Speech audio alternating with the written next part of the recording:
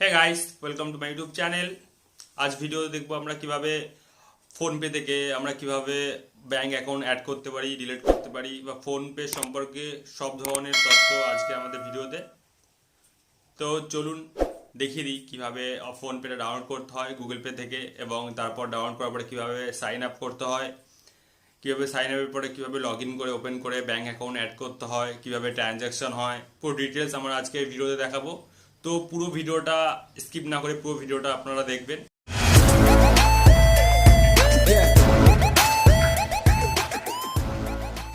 First আমরা play স্টোরে যাব।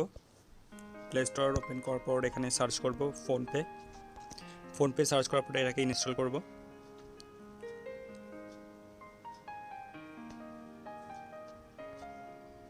ইনস্টল হয়ে গেলে এটাকে ওপেন করব। ওপেন করার পরে যারা এখনও ফোনপে ব্যবহার করেনি তারা রেজিস্ট্রেশন নাও ক্লিক করবেন। রেজিস্ট্রেশন করার পরে অ্যালাউগুলো সব অ্যালাউ করবেন। এখানে মোবাইল নাম্বার দেবেন, 10 ডিজিট মোবাইল নাম্বার দেবেন, তারপর আপনার নাম লিখবেন আর আপনার ফোনপের একটা পাসওয়ার্ড সেট করবেন। আপনার যখনই ফোন নাম্বারটা দেবেন তখনই আপনার একটা ওটিপি আসবে।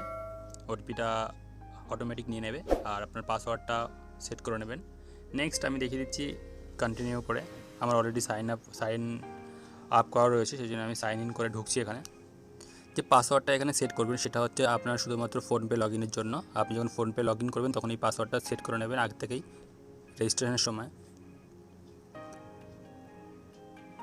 তো আমার ফোনপে ওপেন হয়ে গেল।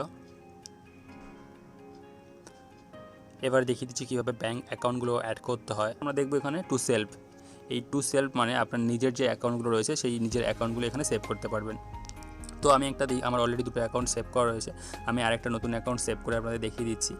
অ্যাড টু নিউ ব্যাঙ্ক এখানে ক্লিক করে। তো ধরুন আমার পাঞ্জাব ন্যাশনাল ব্যাঙ্ক রয়েছে একটা।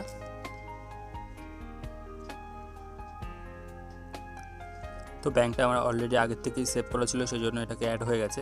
আপনি যখন নতুন সেট করবেন তখন এরকম পাঞ্জাব ন্যাশনাল ব্যাঙ্কে ক্লিক করার পরে এরকম চলে আসবে। তারপর আপনার এখানটায় এখন আমার এখানে শো করছে না, আপনার এখানে আপনার যে এটিএম কার্ড রয়েছে এটিএম কার্ডটা অবশ্যই লাগবে। এটিএম কার্ডের যে 16 ডিজিট যে প্রথমে যে নাম্বারটা রয়েছে সেই নাম্বারটার লাস্ট 6টা নাম্বার আপনার দিতে হবে। তারপর আপনার এক্সপায়ারি ডেট দিতে হবে আর সাল দিতে হবে। তো তারপর সিভিসি নাম্বার দিতে হবে। আপনার এটিএম যে কার্ডটা হয় কার্ডটার উল্টো সাইডে দেখবেন একটা 3 ডিজিট নাম্বার রয়েছে। 3 ডিজিট নাম্বার দেওয়ার পরে এখানে ডান করে দেবেন। তার আগে বলছি এখানে আপনার ইউপিআই সেট করতে হবে। ইউপিআইটা কি? ইউপিআইটা আসলে আপনি যখন আপনার টাকা পয়সা ট্রানজ্যাকশন করতে হবে তখন আপনার এটিএম যে পিনটা, যে চারটে এটিএম পিন হয়, আপনার যে টাকা তোলার সময় এটিএমে গিয়ে যে টাকা তোলার সময় যে 4টে পিন দিতে হয়, এটা হচ্ছে সেম টু সেম জিনিস। এটা হচ্ছে ইউপিআই বলে। এটাকে আপনার 4টে ডিজিট এটিএম পিন দিতে হবে না, আপনার ইউপিআই নাম্বার দিলে হয়ে যাবে। তো ইউপিআই নাম্বারটা আপনি সেট করবেন। এটা 4 ডিজিট হতে পারে বা 6 ডিজিটও হতে পারে। সেট করবেন, সেট করার পরে একে ডান করে দেবেন। টু কন্ট্যাক্ট, এটা দিয়ে কী করতে হয়? এটা দিয়ে আপনার বন্ধুর কোনো, ধরুন আপনার বন্ধুরও ফোনপে রয়েছে, তাহলে তাকে টাকা পয়সা সেন্ড করতে চান, তাহলে এখানে টু কন্ট্যাক্ট এখানে ক্লিক করুন। এখানটায় ক্লিক করুন।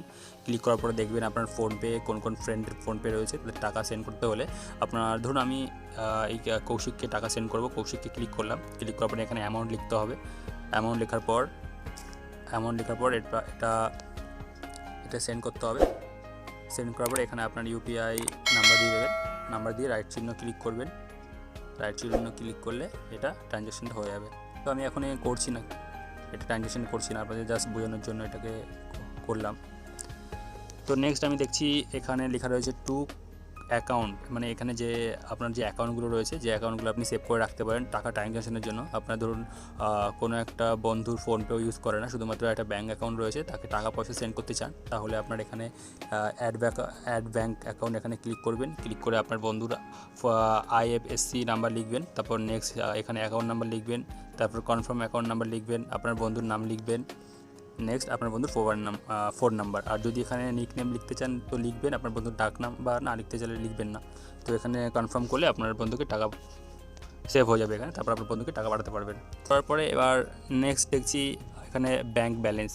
এটা কীভাবে চেক করতে হয়? এটাকে ক্লিক করার পর আপনি যে অ্যাকাউন্টগুলো অ্যাড করেছেন আপনার কোন অ্যাকাউন্টের ব্যাঙ্ক ব্যালেন্সটা চেক করতে চান। ধরুন আমি প্রথমটা চেক করতে চাই, তো তাদের পরে ক্লিক করলাম এবং এখানে ইউপিআই পিন দিতে হবে। আমার যেহেতু আগে ইউপিআই যে 4টে ডিজিট সেট করেছিলাম, তো সেই পিনটা দিতে হবে এখানে। পিনটা দিলেই আমার এখানে শো করে দেবে যে আমার কত টাকা ব্যালেন্স রয়েছে।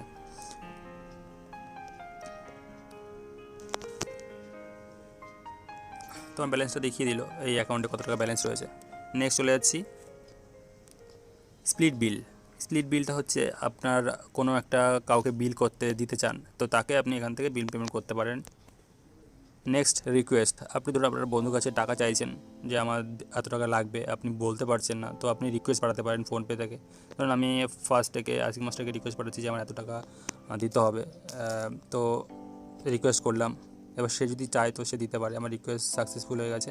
এবার সে যখন ফোনপে অ্যাকাউন্টটা ওপেন করবে তার শো করবে নোটিফিকেশানে যে আমি 100 টাকা ওকে রিকোয়েস্ট পাঠিয়েছি। আপনি যখন আপনার একটা অ্যাকাউন্ট থেকে আরেকটা অ্যাকাউন্টে টাকা পাঠাবেন, তো সেটা কীভাবে পাঠাবেন সেটা হচ্ছে টু সেলফে ক্লিক করবেন। এই টু সেলফে ক্লিক করার পর আপনার ধরুন যে ব্যাংকে টাকা পাঠাবেন সেই ব্যাংকটা ক্লিক করবেন। আমি ধরুন আমার আইসিআইসি ব্যাংকে টাকা পাঠাতে চাই, বা আমরা ধরুন স্ট্যান্ডার্ডে টাকা পাঠাতে চাই, সেটাকে ক্লিক করব। আর এটা ডেবিট হবে। আমি কোথা থেকে টাকাটা নিতে চাই, ধরুন আমার দুটো অলরেডি অ্যাকাউন্ট অ্যাড করা রয়েছে, তার মধ্যে কোন অ্যাকাউন্ট থেকে আমি টাকা নিতে চাই সেটাকে রাইট ক্লিক করতে হবে। তো আমি আইসিআইসি ব্যাংক থেকে টাকা নিয়ে আমি আমার স্ট্যান্ডার্ডে টাকা ফেলবো। আমার অ্যামাউন্টটা লিখলাম, ধরুন 5 টাকা আমি পাঠাবো।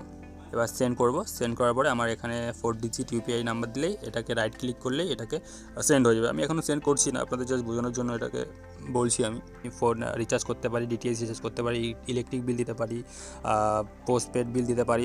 এখানে প্রচুর অপশান রয়েছে যেগুলো আপনি ইউজ করতে পারেন। আর সবথেকে বড় কথা, আমি রিচার্জটা দেখিয়েছি কীভাবে ফোন থেকে রিচার্জ করতে হয়, ফোনপে থেকে। তো আমি রিচার্জের যে অপশানটা, রিচার্জ অপশানে ক্লিক করলাম। ক্লিক করার পরে আপনার মোবাইল নাম্বার অটোমেটিক চলে আসবে, যে নাম্বার দিয়ে আপনি রেজিস্ট্রেশন করেছিলেন। তো আমি অন্য নাম্বার দিচ্ছি আমার। তো ধরুন আপনি অন্য কোনো নাম্বার রিচার্জ করতে চান, যে কোনো একটা নাম্বার দিয়ে দিচ্ছি এখানে। তো ধরুন আমি এই নাম্বারটা রিচার্জ করতে চাই, তো সঙ্গে সঙ্গে আপনার এখানে নাম্বারে চলে এসেছে। নাম্বার চলে আসার পরে এখানে আপনার কী সিম কার্ড সেটা এখানে শো করছে। আপনি যদি এটাকে পোর্ট করে থাকেন, তাহলে এখানে যে কোম্পানিতে পোর্ট করেছেন সেটা এখানে সিলেক্ট করবেন। সিলেক্ট করার পরে এখানে আপনার বেঙ্গল সিম কি কলকাতা সিম বা অন্য কোনো রাজ্যের সিম হলে সেটাকে সেট করবেন। সেট করার পরে আপনার এখানে অ্যামাউন্টটা প্রেস করবেন। এখানে দেখুন ইন্টার অ্যামাউন্ট লেখা রয়েছে, এখানে অ্যামাউন্টটা প্রেস করবেন। প্রেস করার পরে আপনি এখান থেকে আপনি অন্য কোনো এটিএম থেকে এটাকে টাকা পেমেন্ট করতে চাইলে এখানে ডেবিট কার্ড ক্লিক করবেন। ডেবিট কার্ড ক্লিক করার পরে ধরুন আমার অলরেডি অনেকগুলো ডেবিট কার্ড অ্যাড করা রয়েছে, তো আপনার নতুন ডেবিট কার্ড যেহেতু এখানে সবার লাস্টে দেখবেন ইউজ অ্যানাদার ডেবিট কার্ড, এখানে ক্লিক করবেন। ক্লিক করার পরে আপনার ডেবিট কার্ডের নাম্বার এখানে 16 ডিজিট নাম্বার লিখে দেবেন। তারপরে এখানে মান্থ দেবেন, এক্সপায়ারি মান্থ, এক্সপায়ারি ইয়ার, আর এখানে সিভিসি নাম্বার। তারপর এখানে দেখুন রিচার্জ লেখা রয়েছে, এটা ক্লিক করলেই আপনার ফোনে একটা ওটিপি আসবে। ওটিপিটা দিয়ে দিলেই এখানে আপনার ফোনে রিচার্জ হয়ে যাবে। তো আমি যেহেতু আমার যে ফোনপেতে যে অ্যাকাউন্টগুলো অ্যাড করা রয়েছে তার থেকে রিচার্জ করবো, তো আমি সেটাকে কী করবো, ভীম ইউপিআই ক্লিক করবো। ভীম ইউপিআই ক্লিক করার পরে এখানে যে 3খানা আমার যে ব্যাঙ্ক অ্যাকাউন্ট অ্যাড করা রয়েছে, ধরুন আমি প্রথমটা থেকেই এটাকে সিলেক্ট করবো।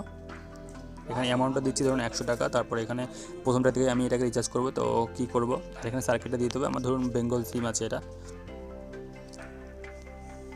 তো আমি 100 টাকা রিচার্জ করবো। তো এখানে রিচার্জে ক্লিক করলেই আপনার এখানে ইউপিআই নাম্বার চাইবে। আমার ইউপিআই নাম্বার